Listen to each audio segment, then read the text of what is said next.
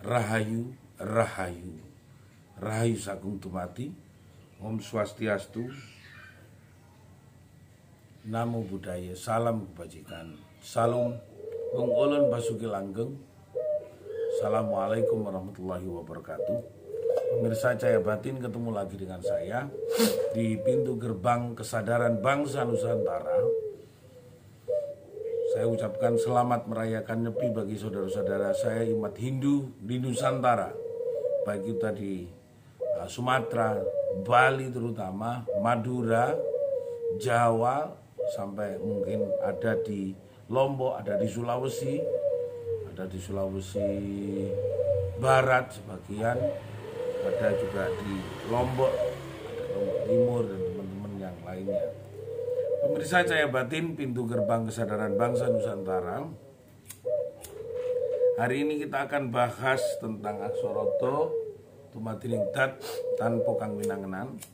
Jadi ini akan membahas tentang peristiwa batin, bagaimana orang-orang melihat dalam dirinya, dalam batinnya, semuanya memahami tentang ikhlasnya diri badan kita melihat perintah-perintah dari batin itu sendiri.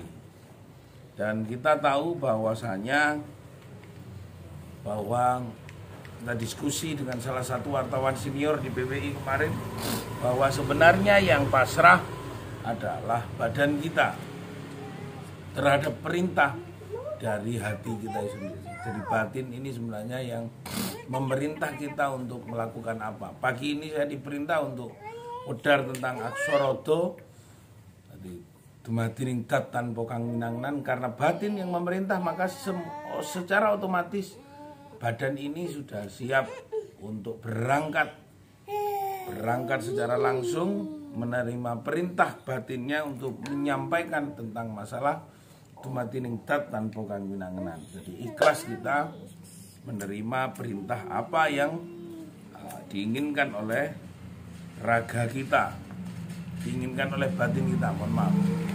Jadi pagi kita harus bangun. Sebentar lagi saya harus ke Madura, perintah batin, perintah berangkat. Nah, disitulah sebenarnya tentang apa yang sebenarnya mengenal tentang keikhlasan badan dalam mengemban amanah dari batin hati kita. Nah, jangan lalu kita sebenarnya belum memahami tentang kodrat dan ketetapan apa yang menjadi sebuah keinginan dari apa rasa yang muncul dalam diri kita, bahwa sebenarnya kita sedang diuji bagaimana ruang-ruang kita itu sendiri di dalam raga kita, dalam ikhlas menerima perintahnya. Apakah betul-betul seperti ikhlasnya badan kita menerima perintah itu? Bangun tidur sampai bangun lagi, sampai apapun, semua yang disampaikan seperti itu perintahnya. Pemirsa Cahaya Batin, pintu gerbang kesadaran bangsa Nusantara.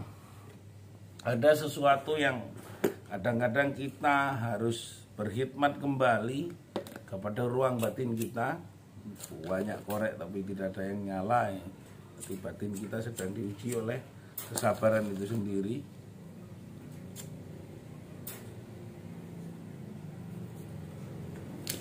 Pemirsa Cahaya Batin, bahwasannya apa yang dilakukan oleh diri kita pada sesuatu yang menjadi tanggung jawab sebagai ruang-ruang pendharmaan kita. Kawan-kawan sudah melakukan upaya bagaimana dharma melawan adharma, bagaimana halal dan haram yang tidak boleh dilakukan dan harusnya dilakukan. Ilok gak ilok, jadi ilok berarti oke, jadi narik milenial. Gak ilok, gak apik, gak bagus, gak pantas, harus kita lakukan. Maka sebenarnya itulah sebenarnya yang harus dilakukan, diingat-ingat. dalam penyampaian apapun sebenarnya sudah dijelaskan secara batin bahwa kita harus mengikuti apa yang ilok gak ilok,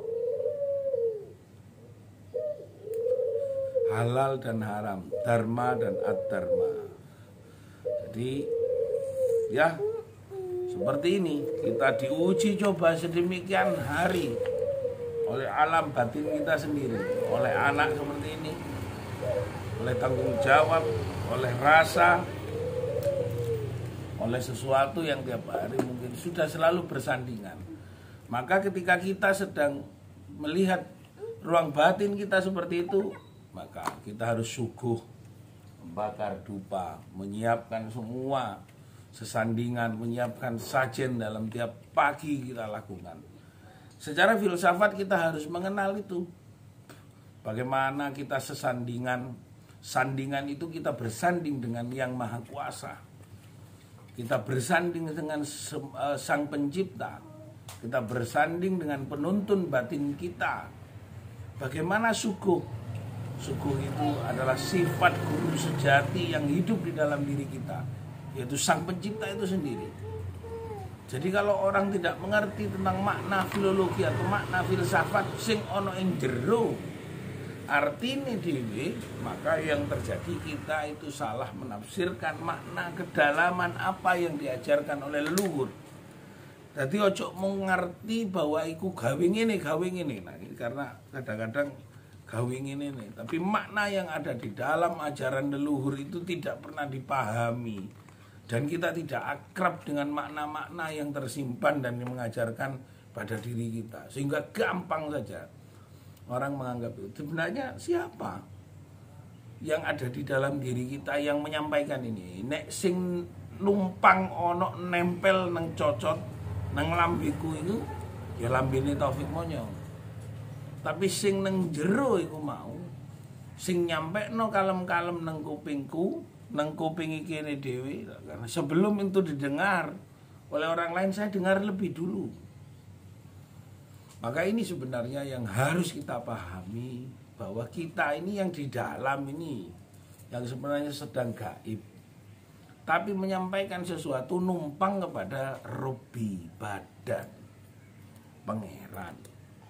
Pangeran iki papan kan ngenger nengarahno aran. Karena nang aran iku ana nur gaib, gaib condro warsitaning condro. Nah, itu semua pengharapan kita kepada cahaya ilahi. Pemirsa Cahaya Batin, bagaimana semua orang diarahkan kepada hidup untuk menyembah kepada Sang Maha Kuasa. Itu yang sebenarnya harus dilakukan. Jadi aksorodo dumadining dat tanpa kang winangenan itu menyembah kepada Yang Maha Kuasa. Badan ini loh. Dan ini kan hanya sekedar syariat, syarat-syarat untuk selalu menyembah kepada yang menciptakan. Tempat, ini kan ada asap, lakiran yang saya buat itu sendiri untuk menghubungkan saya dengan alam-alam sana. Tapi sebenarnya yang memiliki ketetapan yang berkuasa atas nama kekuasaannya hanya Sang Pencipta kita. Jadi saya pagi-pagi begini, wedar pagi-pagi sama dengan orang-orang saya nggak punya tempat masjid dan pura, tidak punya wihara, tidak. Yang di rumah ini saya wedar menyampaikan betapa penting kita mengenal Sang Pencipta, betapa penting kita mengenal dengan apa yang disampaikan oleh Sang Pencipta, bukan hanya kita membaca dogma atas tulisan dari setiap orang. Coba kita dengar tulisan-tulisan yang muncul dari suara batin kita. Kita coba mengenali apa yang muncul dari batiniah kita. Ojo mau ngrungokno apa sing dadi dunungi ceritane wong. Ceritane dhewe sing nang jero iki. Iki apa bakal tangi isu iki arepe ngerampok apa gak? Arepe nyolong apa gak? Nyambut gawe sing apik apa gak? Nah, ini harus ditetapkan. Jadi nanti mau tidur juga apa yang disampaikan Romo Tawar kemarin. Tangi turu iki lho mikir. Iki kok akar penang di. Arep nang pasar ya, tadi ke pasar. Jadi bukan omong-omongan tadi pasar, ke pasar disuruh istri beli bayam, beli kangkung, beli telur seprapat, beli lombok seperempat. Setelah itu beli jahe juga seperempat. Total semuanya berapa, Mbak? Ada tadi setelah saya lihat ada 24.000. Masih ingat semuanya. Jadi begitu kita mendengar dan melihat bahwa dumatining dat tanpa kanggungan, ikhlas badan kita menerima semua perintahnya. Jadi diperintah istri ke pasar, mari ikuti. Jadi belajarlah menjadi baik dan belajar berharap pada sebuah kebaikan. Semoga ini bermanfaat. Terima kasih. Rahayu, Rahayu Sagung Dumadi. Om Swastiastu. Namo Buddhaya. Salam kebajikan. Salam Hong Ulun Basuki Langgeng. Assalamualaikum warahmatullahi wabarakatuh.